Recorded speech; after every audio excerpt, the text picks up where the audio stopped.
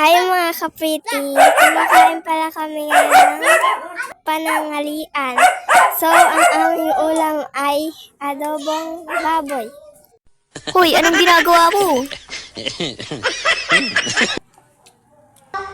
Oh no. Oh no, no, no, no, no. Oh no. Ayan, titingin pa yan sa camera. Magpapakit pa yan ang lalaking yan. Ayan, kumakain na kami. Pagkatapos niyan ay maghugas kami ng plato. Ayan, sasayaw pa yan siya, oh. Iniintay ko ang aking kasama. Kaya mauna na akong maghugas. Para pagpunta niya dito, siya na lang ang magbabanlaw.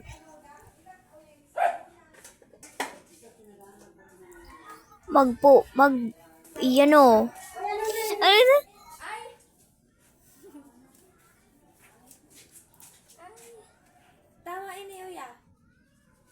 At ayan na, dumating na ang aking kasama. May pahay-hay pa yan siya, oh. Kaway-kaway pa yan siya.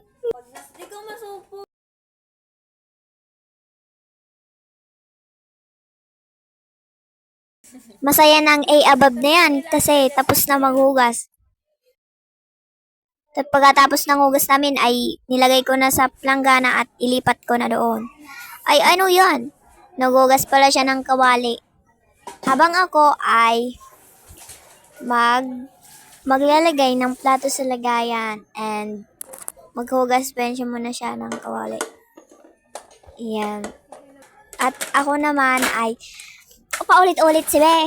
Maglalagay nga. ng plato yan. And thank you for watching. Bye-bye.